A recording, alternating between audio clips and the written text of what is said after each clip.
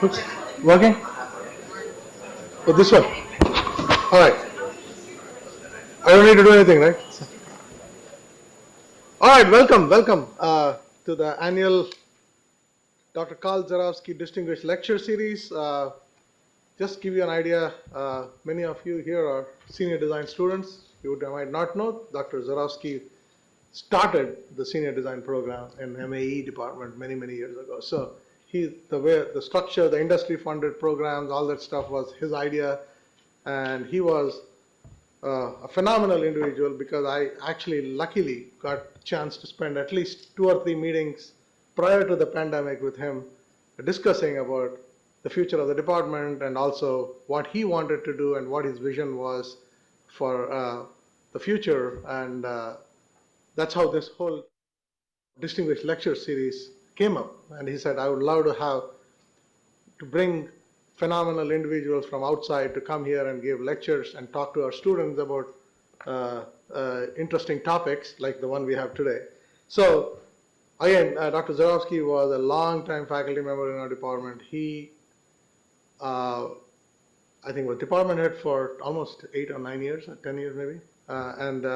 Interestingly, the first time I met him was after I came here in 2017, and he was still teaching a class at the time. And I think that maybe that was 2017-18 was the last year he taught in the department. And then after that, he fully retired at that point, even though he was retired at like 2000 or something like that. I can't remember when it was. So he also started, we used to have a study abroad program where Dr. Aishan and Dr. Zorowski were involved in China, where we used to take a bunch of students in the summer there, and it was funded through Caterpillar, I think, if I remember right. It was an interesting program that he created and shepherded it for many years. And that program, unfortunately, no longer there, but was a great experience for a lot of our undergraduates who were in the department at the time. So he's done a lot of things, and there's some small little description of his career. More importantly, he was also big into car racing, and he was a big, passionate advocate for motorsports at NC State. He himself was a racer. His daughter and his son-in-law were a pit crew. So it's it's a family event for them for racing. So it's really nice to hear the stories that Kathy has told me before, and that's really fun to hear. In fact, Dr. Zorowski himself told me a lot of stories when I met him for lunch just before the pandemic, and he was talking about how he came here and all those interesting stories. And this was in the 60s. This was called Deep South. He was in Pittsburgh, I think, if I remember right. And he said when he came here, he thought, I'll be here for a year or so, and then he stayed for his entire career here. So, a great individual, and I'm so glad that we are honoring him here through this lecture series and bringing in phenomenal people to come and talk with his name on it. So, without further ado, I'll introduce our speaker for today, who, interestingly, I and the speaker actually met through a Zoom call with Wake County Libraries, maybe during the pandemic, and we both were talking about hybrid electric cars and their life and all the stuff. And of course, Dr. Rizzoni has a lot more experience on that than me, but I came in from the thermal side, and I was talking about reliability and safety and things like that. And we ended up enjoying each other's company during the Zoom call, and then we became good friends, and we've been communicating since then. And I remember last year I reached out to him, and he was very busy, so I said, keep next year open. So he did. So I'm glad he could make it here. Very distinguished career. Dr. Giorgio Rizzoni is the Ford Motor Company Chair in Electromechanical Systems, the professor of both mechanical aerospace engineering and electrical and computer engineering at The Ohio State University, which is very similar to NC State, and because we are a land grant school, they are a land grant school. They're slightly bigger than us. That's in terms of overall size. Yeah.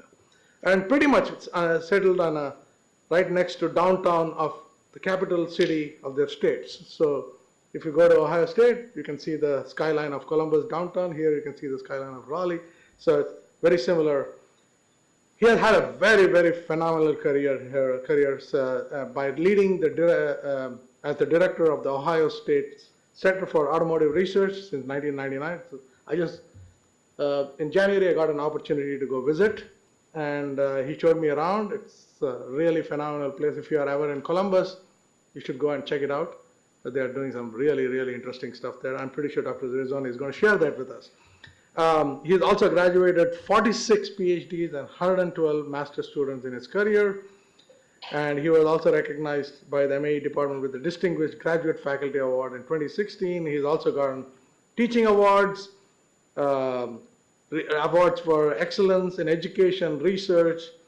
He's led many centers there, and is currently leading the ARPA-E Next Car program, and of course, all the hybrid electric and electric efforts, car efforts here at Ohio State. So I think I don't want to steal any of his thunder, so I think he's a much better speaker than I am, so we're going to have fun here. Giorgio.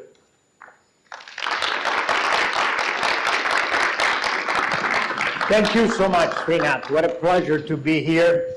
All we have to do is figure out how to now connect things on the screen here. So first of all, I want to say that I have not, unfortunately, had the pleasure of meeting Professor Carl Zorowski. Over the past, 24 hours, I guess, I have heard so many wonderful things from many of you who have known him personally, and I really enjoyed chatting with his daughter and her husband about Dad's racing career and his professional career. So I want to say that it really is a great honor for me to be here. Thank you for coming. You're filling up the room. This is fantastic. And as Srinath just said, the truth is that I come from a mechanical and aerospace engineering department that is extremely similar to yours. The parallels and analogies are many. I walked through the hallways yesterday. I visited the labs, the machine shop. I learned about many of your projects, aero and motorsports, and the capstone design sequence. I come from a very similar place, so I appreciate what you do. I think this is a great university, and you students are very fortunate to be here.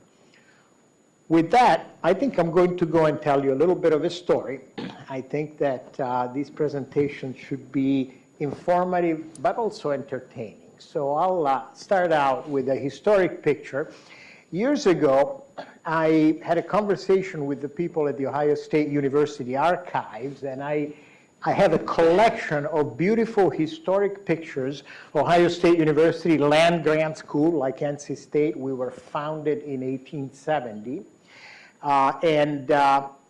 Mechanical engineering came out of, was in the basement of the original building that was the Ohio State University, actually Ohio A&M, in 1870. There was one building, and in the basement there was a laboratory of physics and mechanics, so which then became the mechanical engineering department.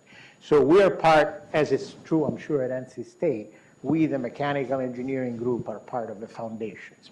So there's a picture of Professor Bill Knight on the Oval, which is sort of the central part of the university. And I like to think a little bit about history to make sure that you appreciate the fact that the automotive industry has been essential to the development of industrial production as we think of it today.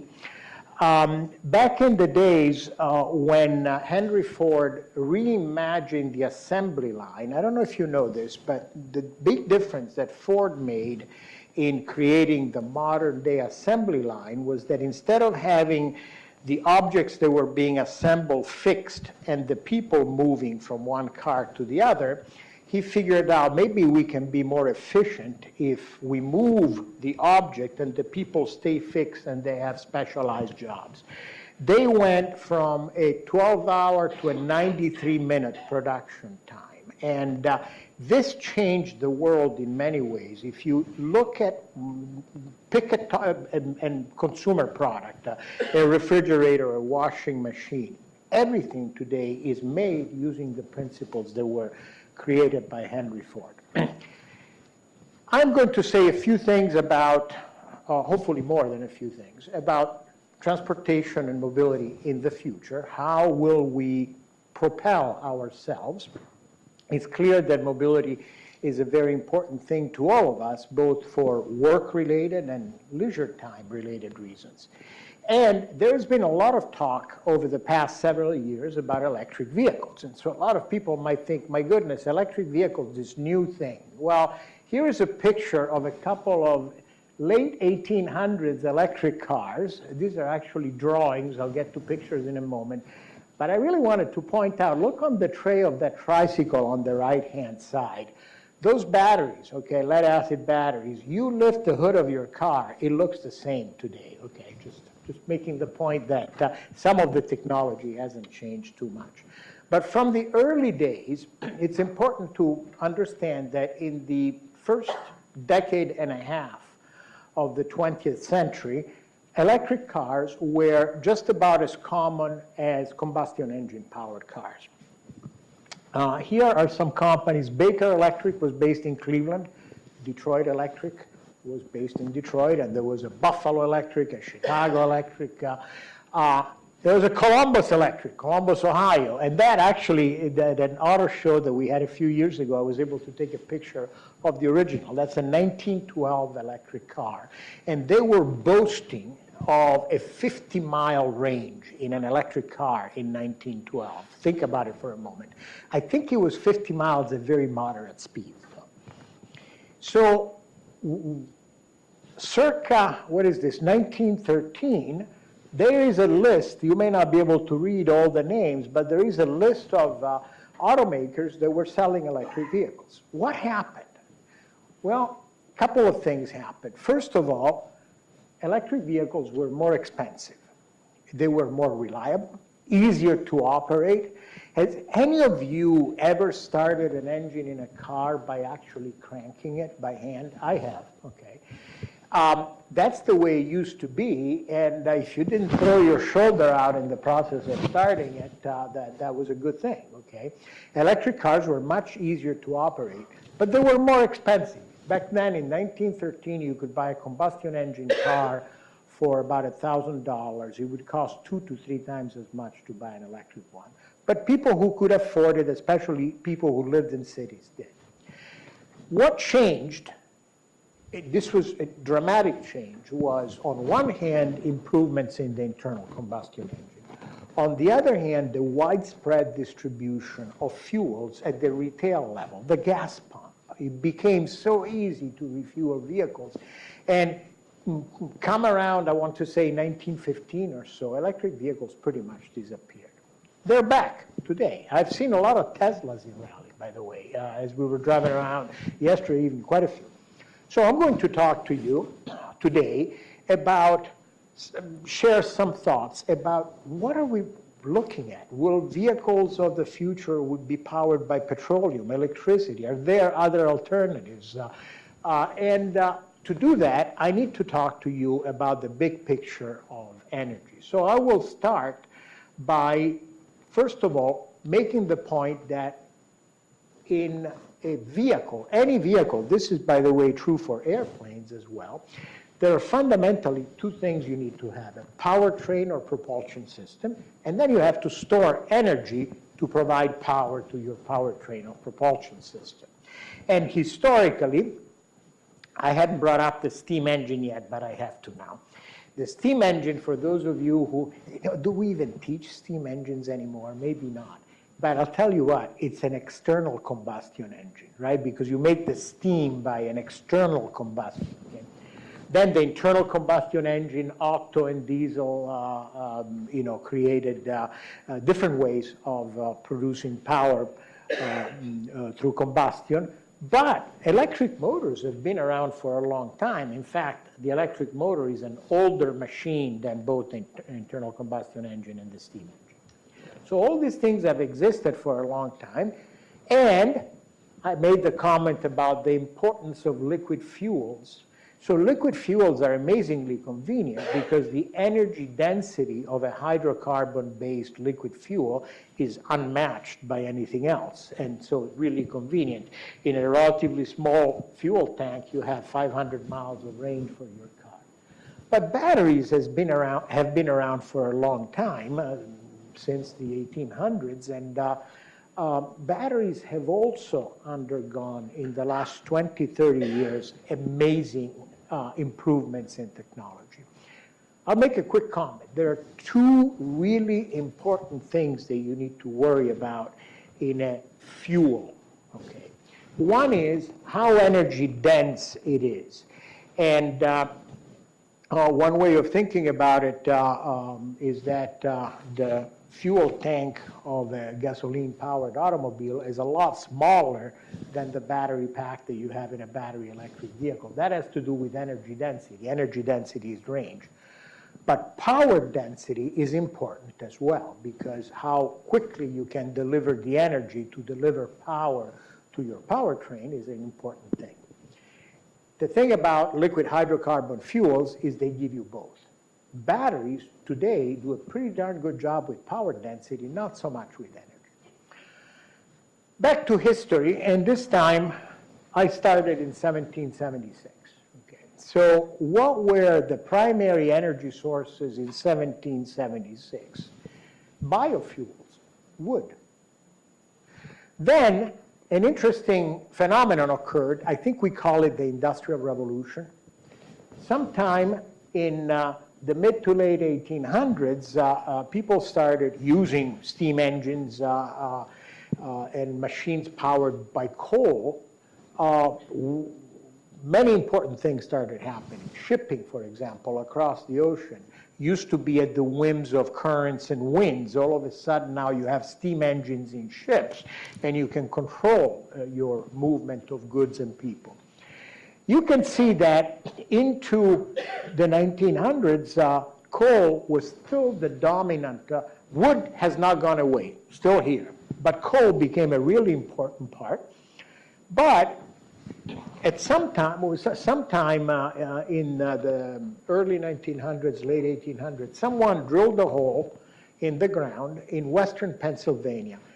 Driving distance probably about 3-4 hours from Columbus, okay? And this dark, oily liquid squirted out, and people discovered petroleum. So we entered the second industrial revolution. This is my speaking, it's not an official definition, okay?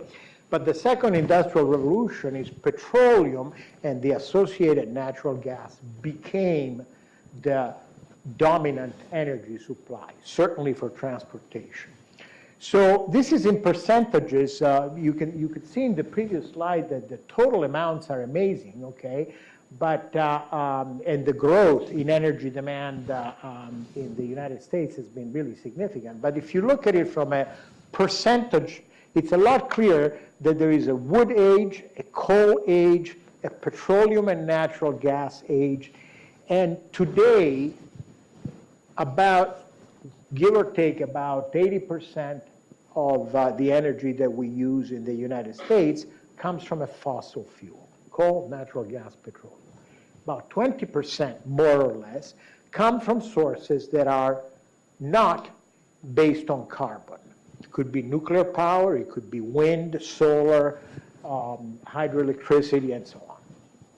So, for the longest stretch of time, give or take about a century, a little more than that, the transportation industry has been completely dependent on petroleum.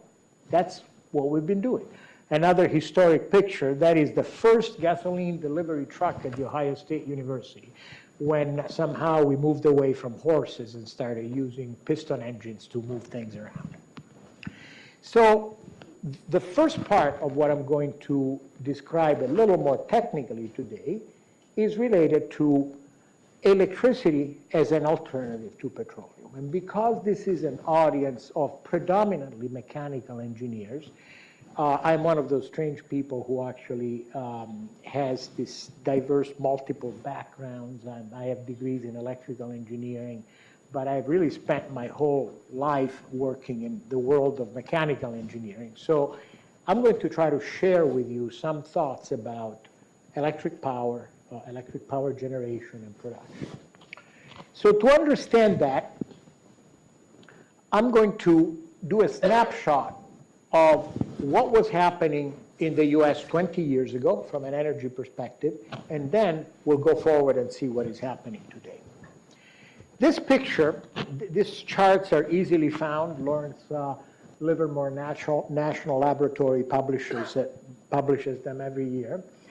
They make a connection between the primary energy sources that we use for everything, okay, and the end uses. I'll start from the right-hand side very quickly because you could see four big boxes. We need energy for residential purposes, heating, electricity, commercial, industrial, and transportation, okay. When you look at the relative size of these four end-use sectors, transportation is the one that uses the most energy. When you go to the far left-hand side, there's this color-coded thing, starting from the top: solar, nuclear, hydroelectric, wind, geothermal, natural gas, coal, biomass, and petroleum. It's hard to read the black type on dark green, but the bottom one is petroleum. So 2003, where were you in 2003? I was more or less doing the same kinds of things I do today. In 2003, transportation as we know it, so this means air, land, and sea, was 97% dependent on petroleum. What are we today? Anyone make a guess about what percentage of transportation is dependent on petroleum today? You'll know in 1 second. You say about the same? It's not an unreasonable guess. You're a little bit low, but we're below 90 now, okay. So, and this is data from 2022, so it's not exactly this year, but close enough. The end uses are the same: residential, commercial, industrial, transportation. Transportation is still the biggest energy consumer. The sources, the coloring is a little better in this slide, are the same. We are 89% dependent on petroleum, but I want to make another important observation. Most of the change in petroleum usage for transportation has come through the adoption of biomass fuels, biofuels, and natural gas. There is a little bit of electricity, but it really is still an extremely tiny amount. Electricity, I said the word. Now I need to go back 20 years because in between the primary sources and the end users, what do I have? There's a big yellow box up at the top that says electricity generation. In 2003, electricity generation was predominantly a fossil fuel operation. You can see that of 38 units, I'll say a word about the units in a moment, 20, so more than half, more than 50% was coal, and another big chunk was natural gas. And then there are two things that have always been, since the 60s, an important part of US electricity generation: nuclear power and hydroelectric power. And nuclear has been pretty steady over the last 20, 30 years. And hydroelectric, it is what it is. You know, the amount of water that flows in rivers and the dams we have, we've pretty much maximized that. So those will not change in a dramatic way. I'll make an observation though. Wind power, the purple one, was a really small 0.11 quads. What is a quad? How many of you could say immediately, I know what a quad is? It's a strange unit of energy that it's an abbreviation that stands for quadrillion BTUs, British thermal units. So think about it this way. The United States uses 100 approximately quadrillion BTUs every year. How many zeros in a quadrillion? Think about it, okay? Because normally you don't think quadrillions, okay? Anyways, the point is that of this huge amount of energy, 0.11 quads, and if you allow me to say that 98% 98 is pretty close to 100, okay? Let's call it percent. So 0.1% wind. You jump forward 20 years, and some interesting things have happened. Wind in 22 was almost 4%. By the way, in 22, we're almost right on the money, 100 quads, okay? So, wow, 3.84%. You say, well, 3% is not that big. 3% is pretty big because we're talking about the United States of America. So 3% of our energy supply would probably do Belgium and the Netherlands, okay, just to give you a measurement of what that means. So, but most important, when you look at electricity generation 20 years later, what has happened to coal? It went from being more than 50% to being a little less than 25%. A lot of the change, reduction in the use of coal-fired power plants to make electricity has come from natural gas. But there has been a significant increase, almost 4% total wind, almost 2% solar. So we are beginning to use renewables as part of the big package of how we make power for our country. But careful, because we have reached today, we're at maybe 20%, 21% carbon-free power generation sources. The remaining 80% is still fossil fuel-based. So how is electricity generated in the US? You know, there's always this question. There are always people who present extreme views of things, right? And so you've got the people who say, oh, battery electric vehicles, they'll save the world. And then there are people who say, oh, battery electric vehicles, they're coal-fired, they're worse than gasoline engine cars. Well, neither of those is the truth. My job today is to try to explain to you how you analyze and calculate these things to understand from an environmental perspective what is the difference between using electricity as a, in quotation mark, fuel versus using petrol.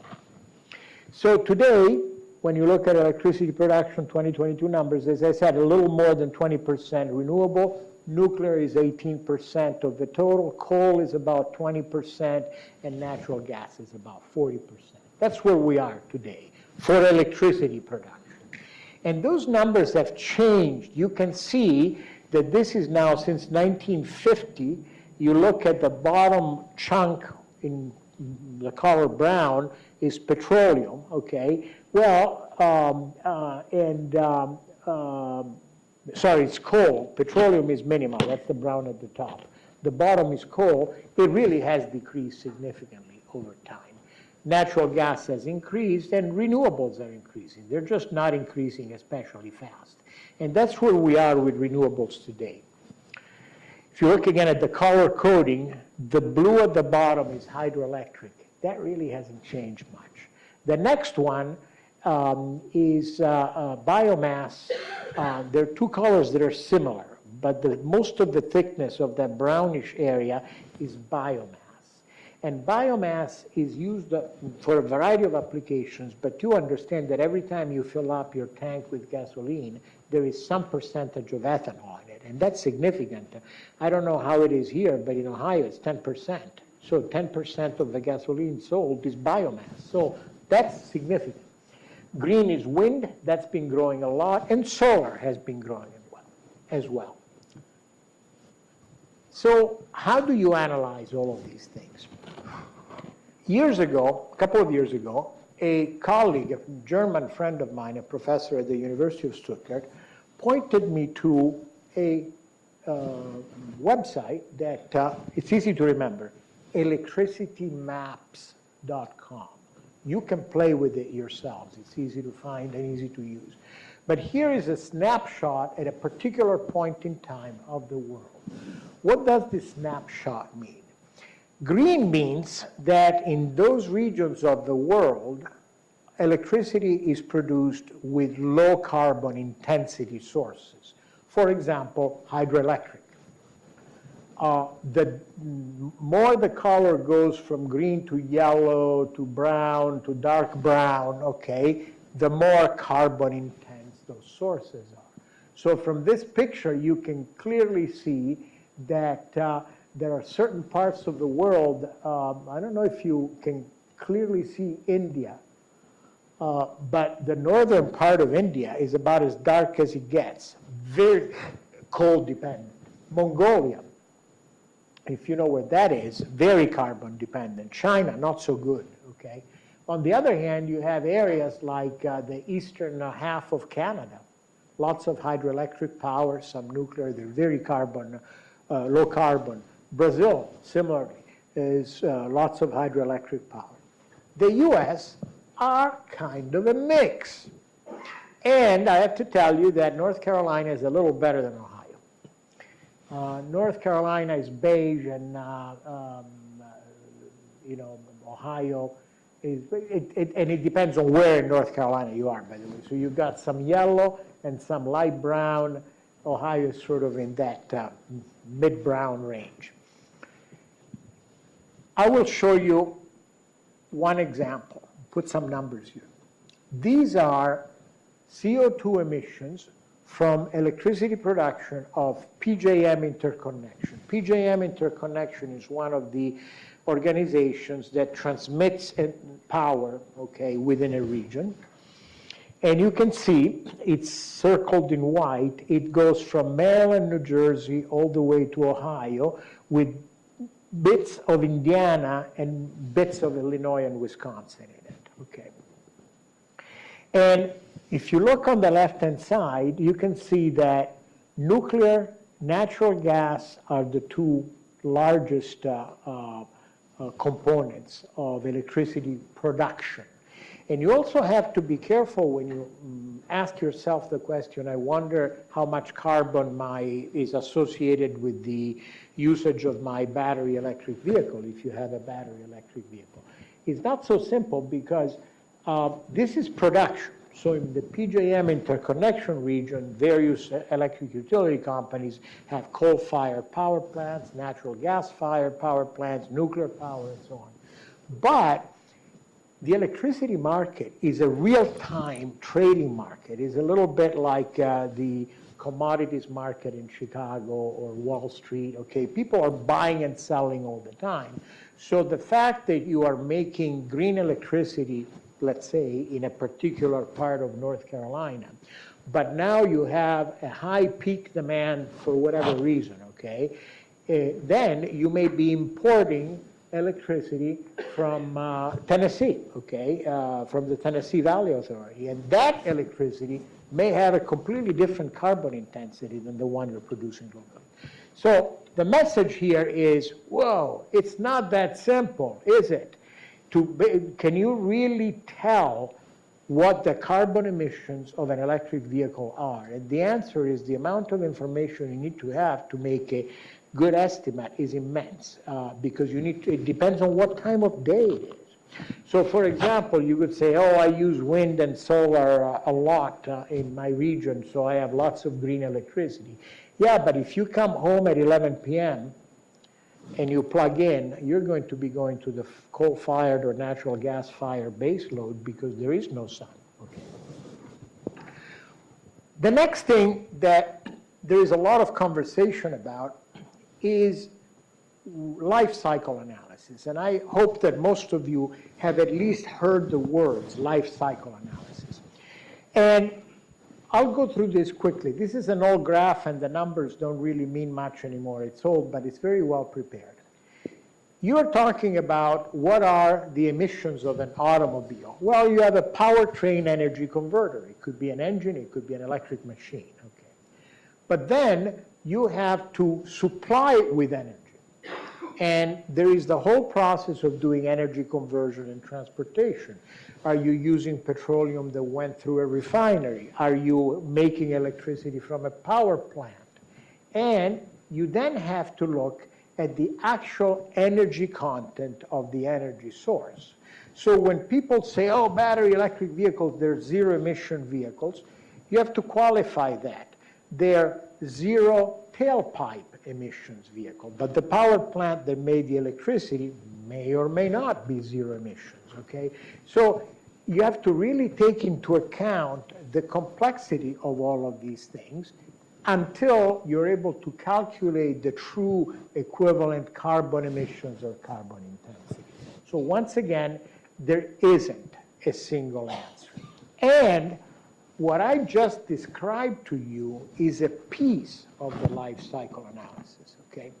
It's not the entirety of it, because all I worried about is what fuel goes from a well or from a power plant into my energy storage tank in the vehicle to the conversion, the power conversion, tank to wheel, from that fuel to the power that I deliver to the wheels.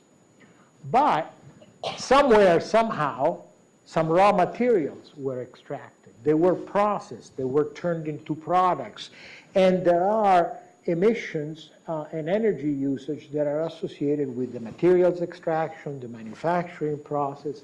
How about the end of life? What do you do when you've reached the end of life? How much of the product can you recycle and put back into a virtuous loop? Okay, so the simple fact of life is whenever you read a simplistic statement in a magazine or on a website somewhere, I'd like you in the future to think a little bit more carefully about what people say and write.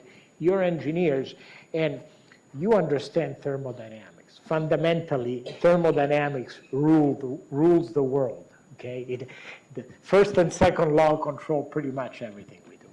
So now, I'll spend a few minutes moving to a different topic. As I mentioned to you, I'm actually an electrical engineer who is, has been converted to mechanical engineering over the years, but I haven't forgotten electrical engineering. And I have worked over many years on electrified propulsion systems. I know that some of you work on the Formula SAE electric team, for example, so you think a lot about these things. I'm going to give you a short perspective on some topics that have to do with electric propulsion.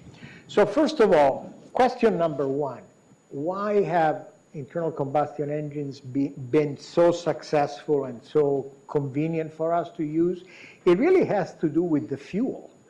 Here is a plot. It's called the Rizzoni plot, and it turns out Rizzoni was the dean of engineering when I was a student at the University of Michigan. Specific energy, watt-hours per kilogram. Specific power, watts per kilogram. There's a trade-off between energy and power. This is a logarithmic plot. So if something is this far from something else, that means a lot. It's an order of magnitude, okay?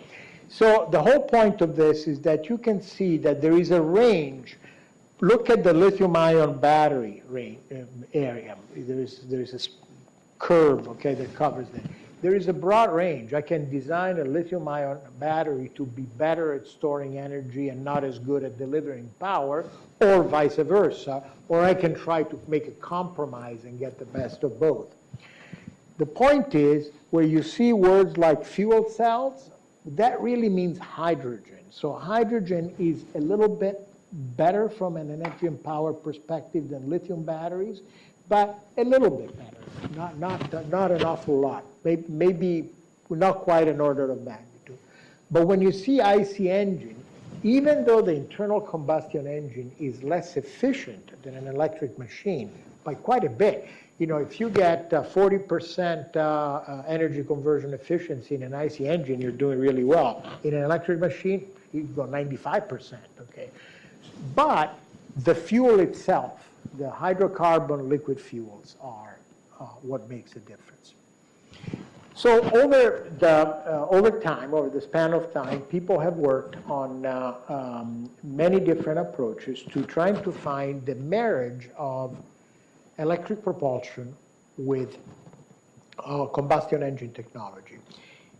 Toyota was the first company that launched a hybrid electric propulsion system. They did it in 1997 in Japan, and in 99, 2000 in the United States. The Toyota Prius has been around for over a quarter century, almost 30 years, okay? Is that a good idea? My prediction is that there is going to be a growing interest in hybrid electric versions of powertrains as we understand the challenges that battery electric vehicles encounter with respect to battery cost, battery life, battery weight, and the challenges that have to do with charging, okay, refueling. So I use this, for many years I've used this diagram, and if you look at this picture, start from the top, you have a vehicle that only has an engine. That's a conventional automobile. What if I start saying, let me make the engine a little bit smaller and put an electric machine on it? I make a hybrid electric vehicle. Now, however, I need some battery. So you can see as you go from the top down that you could reduce the size of the engine, increase the size of the electric machine, progressively increase the size of the battery, and you get to the middle where at some point you've eliminated the engine and all you have is battery and electric machine, and that's an electric vehicle. That is the parallel hybrid pathway. By parallel, I mean that you get mechanical power from both the internal combustion engine and the electric machine. But now I could play the game in a different way. I could say, all right, I've got my battery electric vehicle with a big electric machine that gives me, if you've ever driven a modern day battery electric vehicle, acceleration is pretty darn good, lots of torque. So now I have that and I say, yeah, but that battery is so big. Do I need to have such a big battery? What if I put a little generator under the hood and I were able to produce some of the electricity so I can reduce the size of the battery pack? And if you continue doing that and you reduce the size of the battery and increase the size of the engine generator, in the extreme, you would have something like a diesel electric train. Zero batteries, the diesel engine only makes electricity, and the machines that power the wheels of the train are just electric, 100% electric. That's the whole sort of range of things, and now I'll push the button and say, and by the way, does that generator set need to be powered by a liquid petroleum-based fuel? It could be a hydrogen fuel cell. Now, hydrogen is a whole other topic of conversation, but my point is that the fuel cell plus battery plus electric motor fits this, what we call series hybrid configuration. So, hybrid vehicles have lots of advantages and benefits because you kind of get the best of both worlds. Typically, internal combustion engines are not very efficient at low loads, part load, low speed. So if you wanted to have the most energy efficient acceleration for a car, you could use a hybrid electric powertrain in which for the first few seconds, the 0 to 30, 0 to 40 miles per hour, use the electric machine. It's going to give you instant torque, you get nice acceleration. When you've now reached a certain vehicle speed, bring in the internal combustion engine, which at this point will be operating at a higher load and a higher efficiency. This is really a good idea. It's something that works.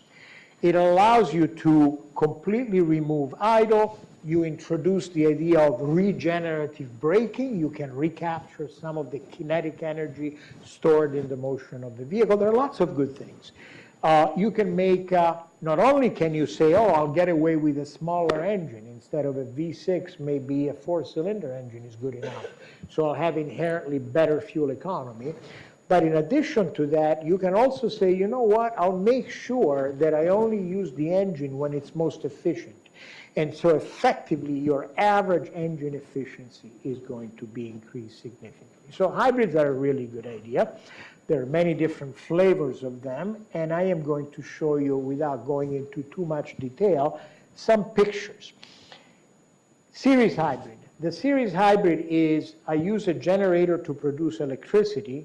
I couple that electricity with a battery, and the vehicle is really driven. It's like an electric car, but I am making the electricity in part on board the vehicle with an engine, and in part I store it in a battery.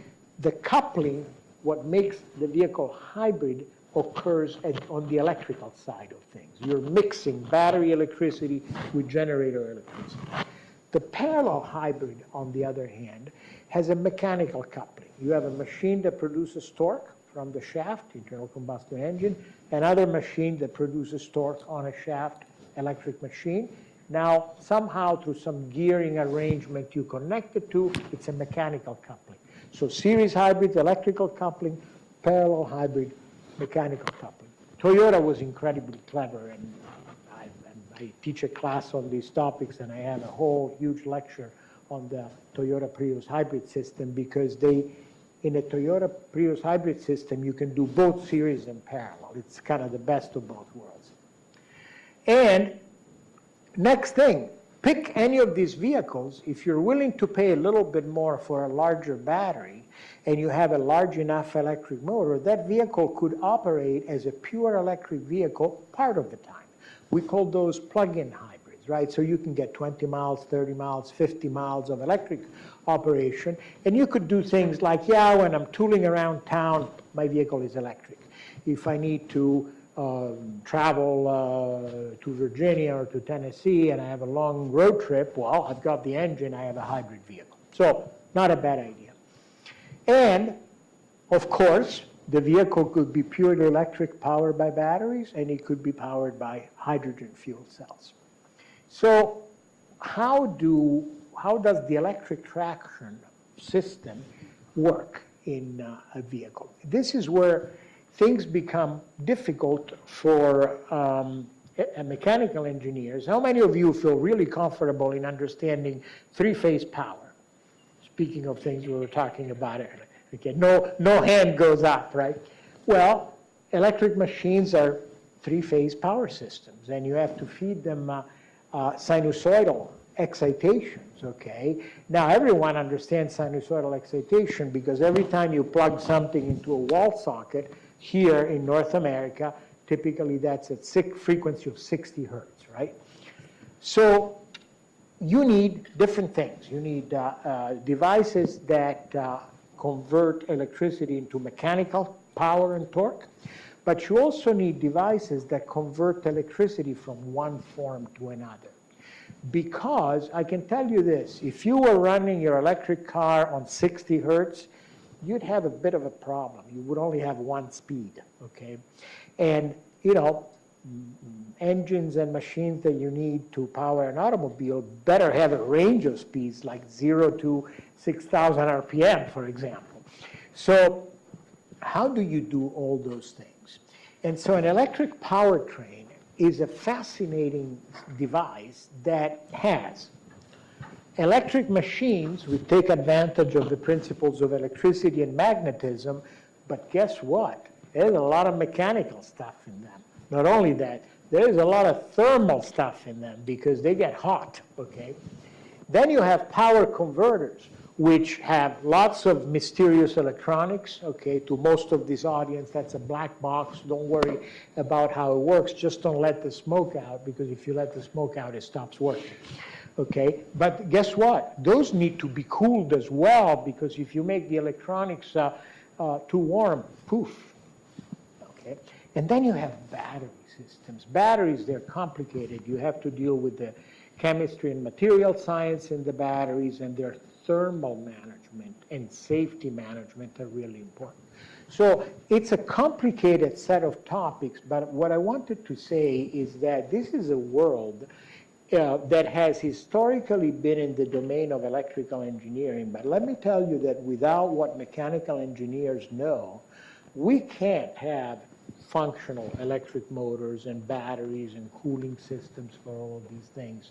So I've spent a substantial amount of my career doing my best to share what is important about electrical engineering with our mechanical engineering students. Here's a picture of the latest technology. That is an axial flux electric machine, and I'm going to show you something, but look at the numbers. Peak power, 130 kilowatts. Does that sound good? That's a lot of power. Torque, okay, peak torque, 180 Newton meters at the machine shaft, okay. What I want to show you is that motor in a test facility at our university. We used it for an electric motorcycle. We'll see a little bit more about the electric motorcycle in a moment. The motor is small enough to be the power system for this electric motorcycle. This red thing here is the motor. This blue thing here is a 300 horsepower AC dynamometer. So I want to point out that 130 kilowatts, how many horsepower is that? I'll use a round number, say it's 160 horsepower. That little tiny red thing is about half the horsepower as the big blue thing. We've made amazing, and they're both electric machines, okay? So here you go. I have some audio here and video. Let's see if it works.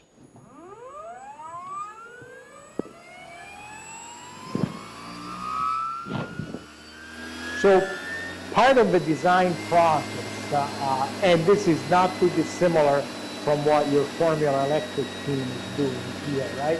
So part of the design process for this team was to create an electric motorcycle with the specific goal of setting new land speed records in the class of motorcycles under 150 kilograms. So this is a pretty lightweight object. And we went last August and September twice to the Bonneville Salt Flats. And if you've never been riding, how many of you ride bikes? Okay. If you've never ridden a bike at 180 miles per hour, I'll give you a sense of what that might be like. Let's see if that works.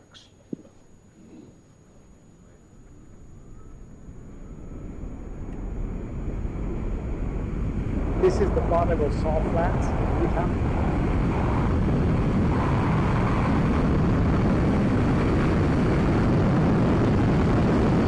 It's a helmet cam. And I know it's kind of difficult to get a sense of speed, but I'm telling you, this guy at the top was going about 180 miles per hour. And when we went to Bonneville, the records that were standing from the FIM, AMA, and SCTA are listed there. We kind of beat them by a little bit, okay? And we're not done, because after the event, everyone was totally disappointed, saying, we thought we could go 200 miles per hour. We will. It's coming. We will. So some really interesting things about electric machines. I wanted to leave you with some thoughts, okay? They have one amazing feature, property, which is they'll give you their maximum torque at 0 speed. An internal combustion engine needs to rev up, and that's why we need clutches, okay, or torque converters. But an electric machine, you give it current, it gives you torque right then and there.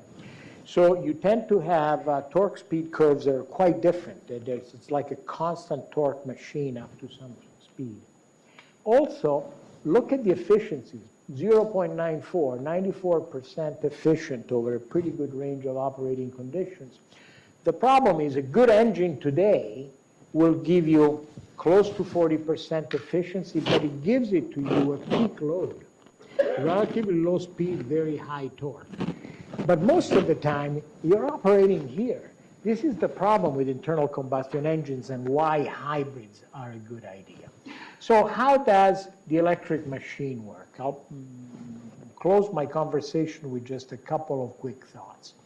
An electric machine, conceptually, is a simple device. You have two parts to it. One that is stationary and one that rotates, typically inside the stationary part. So what we do is we try to generate two electromagnetic fields.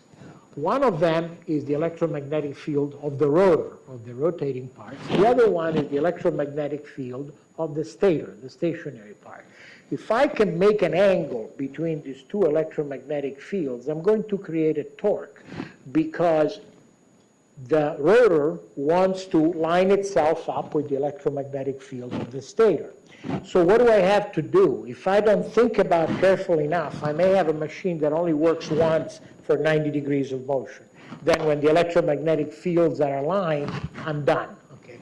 So what I need to do is I need to make the stator keep, kind of like the dog races where you've got something that runs around and the dogs chase it, okay? You have to come up with a way of moving that electromagnetic field around at variable speed. Then the rotor keeps chasing it, okay, and it keeps rotating. there are many different ways of doing it, and at another time, perhaps sometime in life, you might take a class with me, and I'll teach you more about it. But for now, let me tell you that there are different configurations of electric machines that have different structures, the amount of copper that you put in the windings, the different kinds of permanent magnets that you use, or maybe you don't use permanent magnets. They give you different performance characteristics, different design characteristics. There are many ways of making the dog chase the rabbit, okay, around the track. Many ways of doing it. And one of the things that are fascinating about electric machines is that the degree of design you can do, let me show you just a couple of quick examples. Look, this electric machine is super efficient, but the peak efficiency is at very high speed. So maybe that's a good electric machine for an airplane, where you have a propulsion system that is kind of constant speed. You put it in that operating spot, and you got 95% efficient. On the other hand, if I'm making an electric machine for a car that is going to drive in the city on the highway, I would like to have a much wider high efficiency range.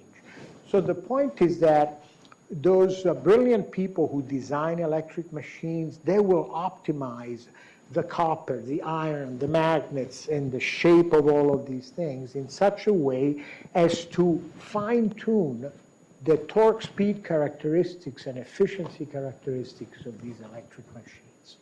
And it's a wonderful thing, but you need to supply it with variable frequency sinusoidal inputs. And so there is a whole world in electronics, power electronics, where people figure out how to create sounds like magic, but how do you come from a battery pack that gives you a DC current, and you turn that into a three-phase sinusoidal current, not only three-phase sinusoidal currents, but variable frequency, so that you can have variable speed. And those things are called power converters. And by the way, in addition to all the electronics, as I said earlier, those of you who love the thermal sciences in mechanical engineering, fundamental. Thermal management of all of these things is critical. So my closing thoughts, energy systems of the future. My title, there was a sentence that said, what cars will our grandchildren drive, okay? Maybe your children, my grandchildren, okay? But the answer is, I don't really know, but I can see, first of all, that the electric power systems of the future will be much more distributed. Whether this is distributed nuclear power generation, more wind and solar with the difficulty you have of those being intermittent power sources, however it is that we do it in the future, the networking of electric power is going to be much more diverse and complicated.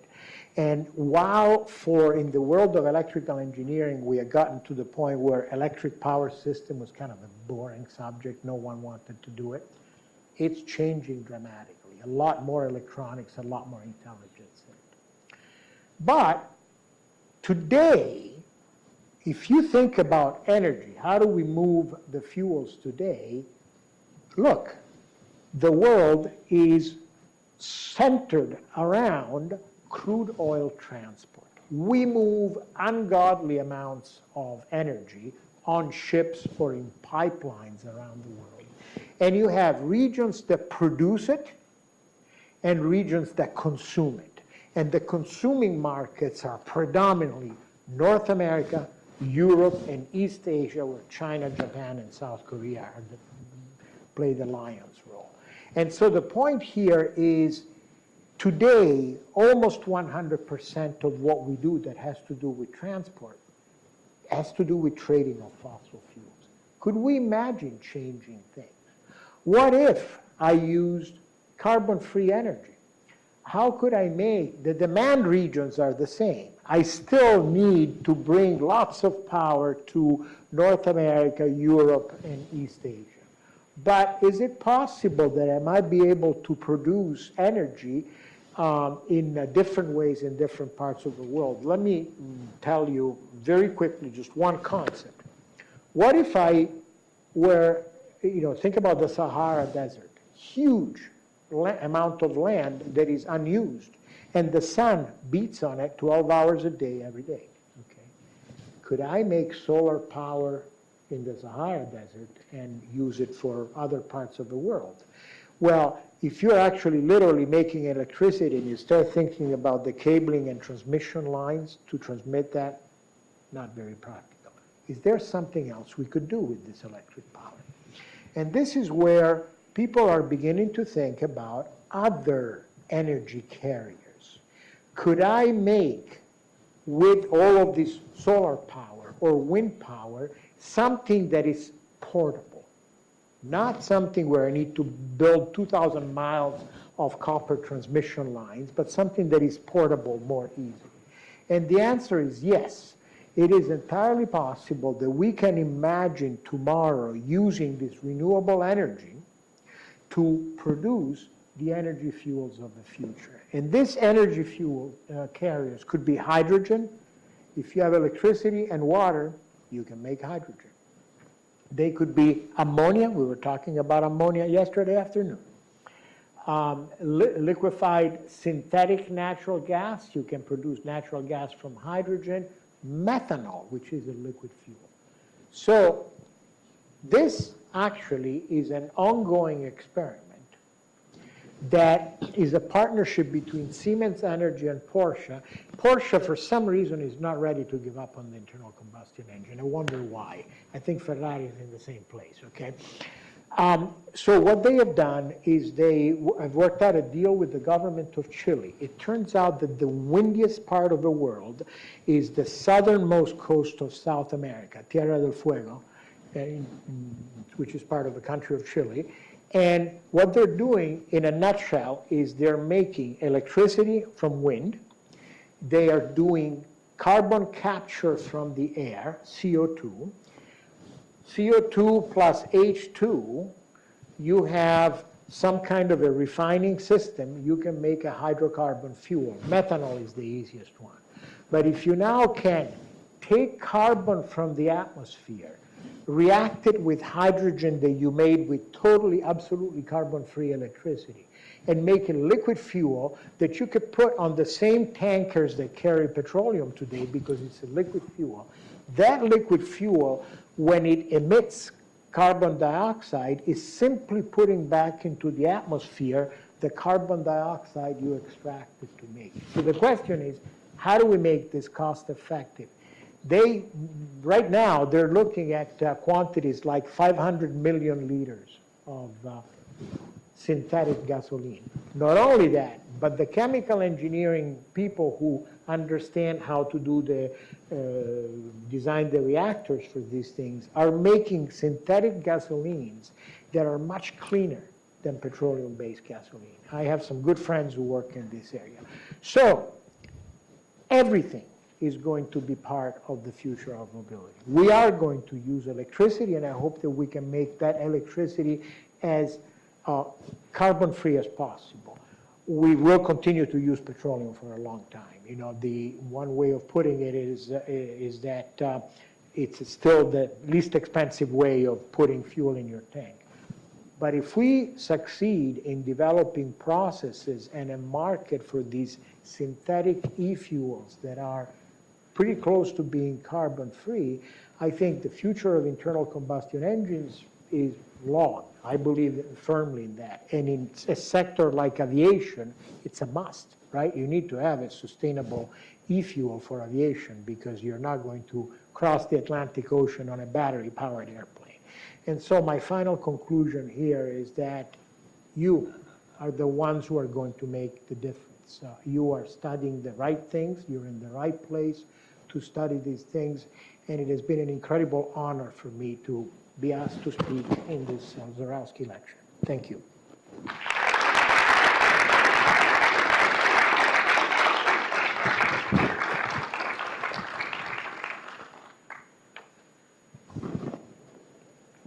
Any questions?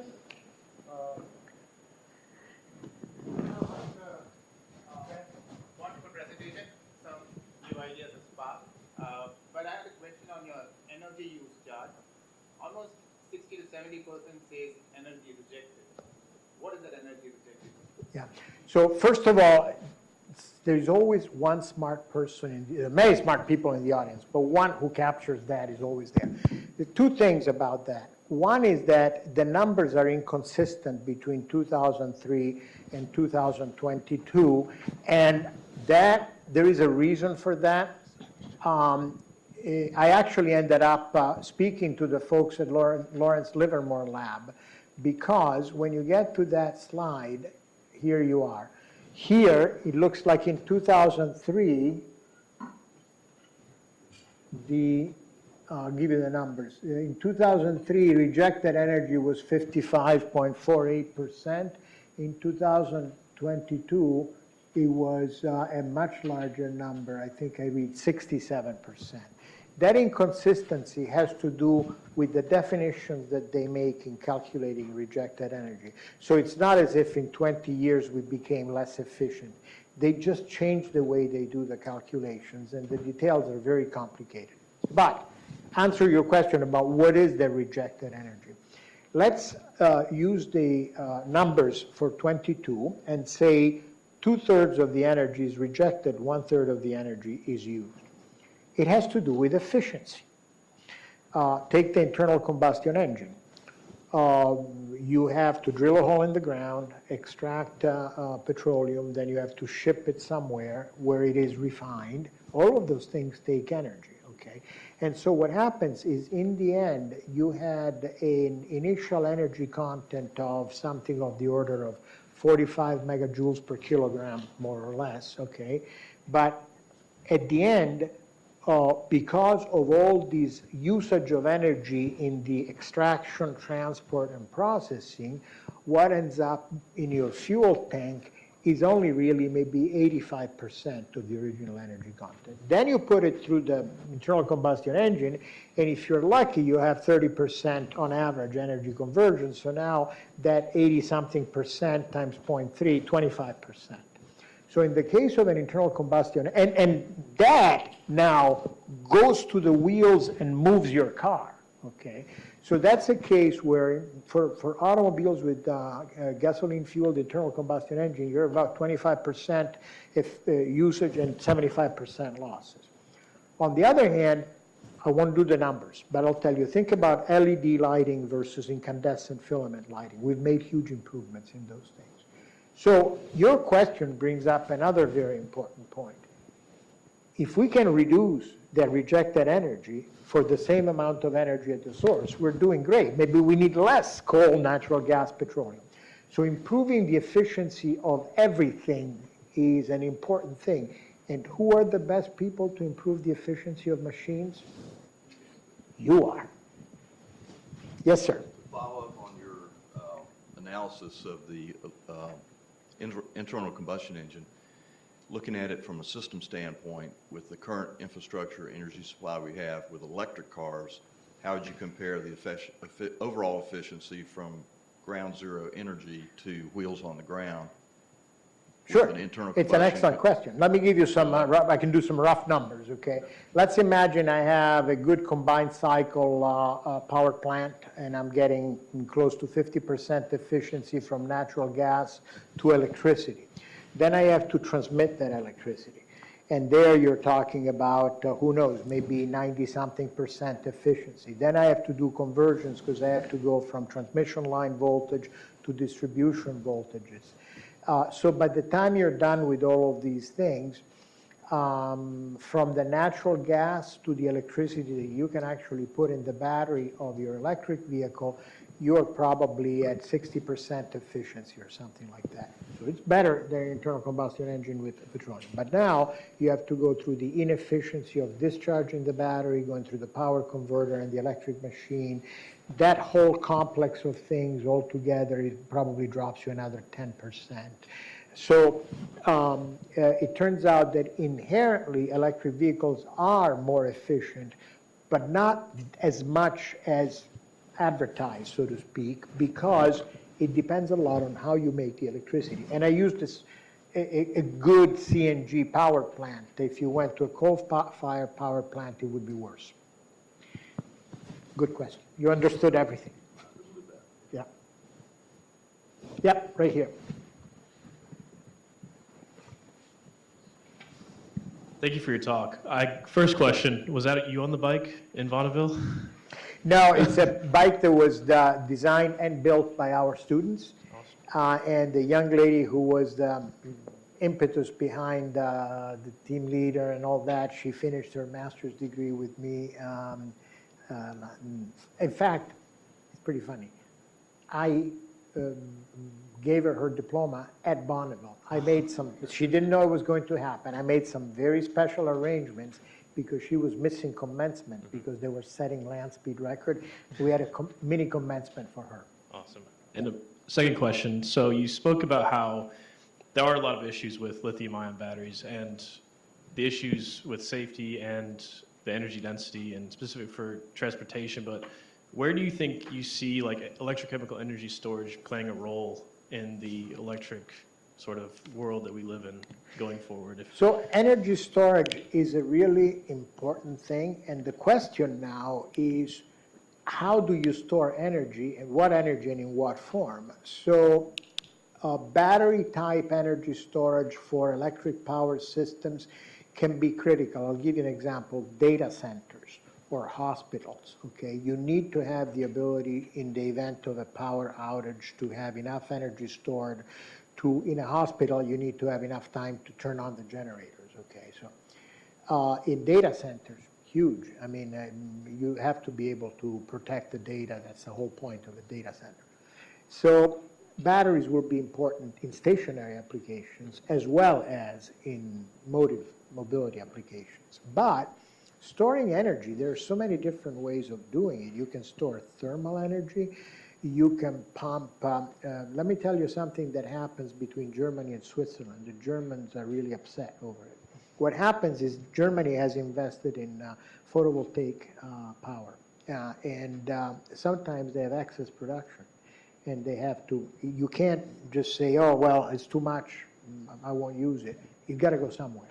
So what they do is they actually offer it to Switzerland. And typically this happens when do you have peak solar powers during the day, right? So Switzerland buys it and uses it to pump water up their dams. And then what they do when Germany needs power, Switzerland sells them the hydropower that they make. So they make money twice, okay? So my point is that there are many different ways. There is storage in caves. Recently, there has been a lot of talk about the existence of geological hydrogen. There are certain geological conditions under which actually hydrogen is produced underground. But the idea of storing compressed air in caves is something that has also been done. So energy storage is critical to stabilize and make the electric power grid more reliable. But there are many, many forms of it. Thank you. Good question. I'll go ahead and ask a question. You talked about electric cars being there, of course, going away, and now we are getting electric cars. I think currently we are at 10%, and prediction is maybe 10 years from now, 50% electric cars. Maybe. Yeah. So the question comes up is there are questions that are unanswered on the electric car side, which is batteries. And as batteries get old, they need to be disposed of, and also the recycling of all this hardware that's in the electric cars. How are we getting prepared for that? Or what do you think? What are your thoughts on that? I mean, like, we have not yet faced it yet because the numbers are very small. We're not there yet, but we will be there. So a couple of data points. There is a consortium of national labs, Argonne, Idaho, Oak Ridge, half a dozen national labs have created a consortium that has the title of RECELL, R-E-C-E-L-L. And it's all focused on how can you effectively recycle materials in a battery. What you're saying is extremely true, and it's a complex problem because you have lithium, but lithium typically it's a powder that is mixed with nickel, manganese, cobalt. I mean, could be other metals. Some of these metals are worth a lot, like cobalt, for example. Some others less important. But the amount of copper that you use in a battery pack for the bus bars and the tabs, both copper and aluminum, but the amount of copper is expensive. There's a lot of copper. And what about all the electronics? You've got all this packaged electronics to do. So it's a complicated problem. And recently, ARPA-E, an agency of the US Department of Energy, launched a program. The title of the program is Circular.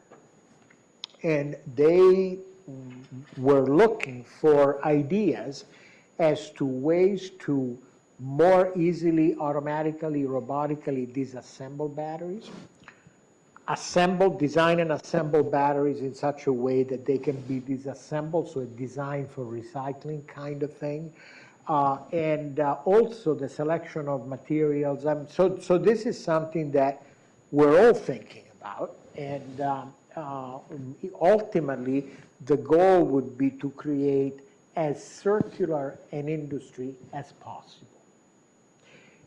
The example that is brought, and it's a very good example, is that today recycling of lead acid batteries in the United States exceeds 99%. It's taken some time, but the industry and regulations have created a system whereby you must recycle lead acid batteries. So when you replace the battery in your car, the shop that does the replacement, they have a process as to what they do. And basically 99% recycling, very successful. It's simpler than lithium batteries, okay? I will grant you that. But All right. There are no more questions. I have several things that I need to do. Let me hold this one.